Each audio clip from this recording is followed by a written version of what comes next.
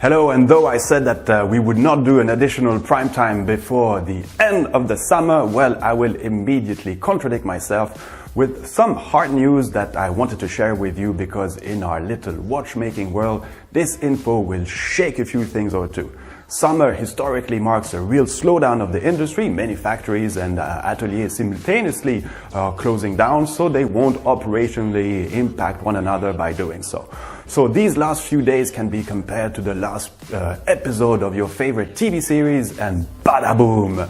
You have this massive thing happening in this season finale that you didn't see coming, and from then on, well, you simply can't wait for the next season of our House of Cards, Game of Thrones of watchmaking to start up again. So here's the plot. It is a bit like if NBA superstar Stephen Curry, who just signed a whopping 5-year, $200 million contract to remain with the Golden State Warriors, had been clinched by the Chicago Bulls and became part owner of the franchise at the same time. Albeit the difference that Golden State actually won the NBA. So off we go, and this is going to be a bit B2B, but this info is definitely worth noting. In a previous edition of Primetime, I talked about the strange purchase of Breitling by the private equity fund CVC. I mentioned at the time that this group had no prior experience in the world of watchmaking, and it was therefore quite surprising that they would make such an acquisition. No official numbers were given, but it was rumored that the transaction was set around the 800 million Swiss franc mark, so approximately 800 million US dollars. So not too bad considering today's environment for watchmaking, and the brand could probably have been sold for quite a few pennies more some years ago.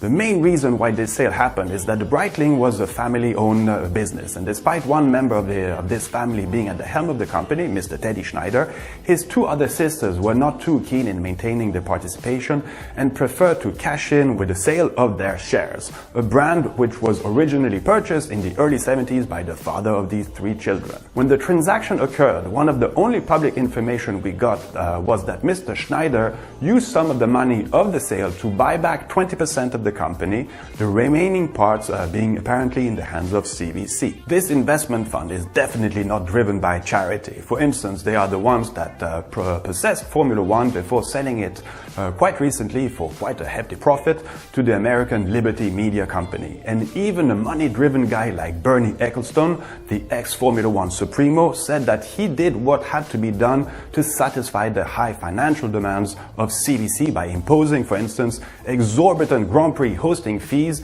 which in turn obliged the organizers to sell ridiculously expensive tickets to attend the event to cover these costs, which meant that the general attendance of these Grand Prix was on a serious decline on most of those traditional courses. It was simply too costly for the general public. And therefore, well, it forced some of these historic nations to abandon the organization of these races, something still unfortunately seen today with one of the oldest races on the agenda and home of Formula One, Silverstone, to revoke their commitment of hosting the British Grand Prix. Okay, it will probably come back, but under different terms for sure, and we will still continue to have races in countries where the sport is still young and appealing. But even Singapore is hesitating in pursuing hosting their events, so it just shows the financial pressure put on these organizers. And so it's these guys, CVC, that made their move on Breitling, and there was something seriously bizarre about it from the start. Why would such a forceful investment company pay extra bucks on the dollar when it was rumored that the other big watchmaking players and luxury groups were not willing to pay this much for the brand? Without any knowledge and experience in this industry, why would CVC pay more than the people directly involved in the industry? Well, I could imagine how they could have saved on cost, and that was not necessarily going to be too difficult, but how could they impact the revenue side with no real experience and against the power groups that control the business? How could they make it grow in today's troubled business climate? Well, that was all quite a mystery to me, especially when it was officially announced that this acquisition wouldn't have any impact on the Breitling managing team. So keeping the same people and recipes used for such a long time, for instance, these John Travolta campaigns that probably mean close to nothing to a younger generation.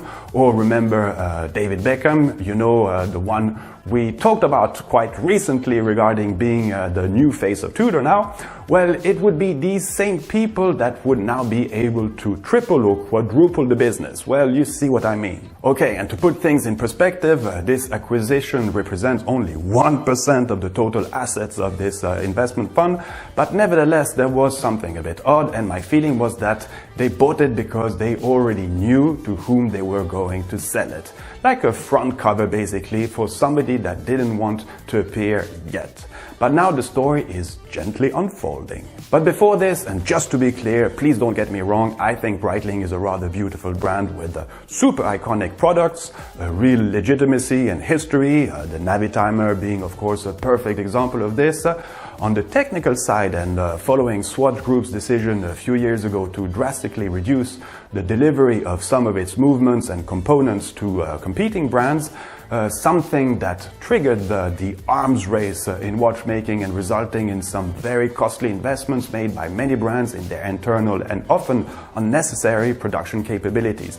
Well, Breitling had to follow and also develop their own very own calibers, and therefore gently moving away from ETA supplies. And just as a little side story, and just demonstrating yet again that things change, ETA is now kind of going all places trying to find customers for their movements, when just a few years ago they were more or less telling everyone to get lost.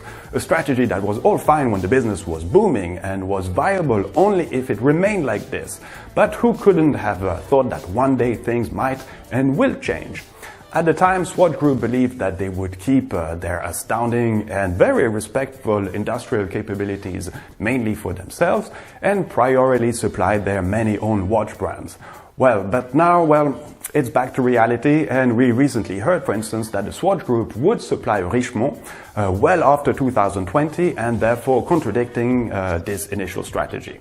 So yes, the market dynamics have changed, have evolved, the brands and groups need to adapt, and they have to cope with these overcapacitated production infrastructure. And this is precisely something we saw recently with Breitling, who made what I believe to be one of the smartest business moves of the year with their alliance with Tudor. Breitling supplying their in-house chrono movement to Tudor, and the latter supplying their regular three-hand movements to Breitling, seen this year in the new Super Ocean collection of the brand. Listen,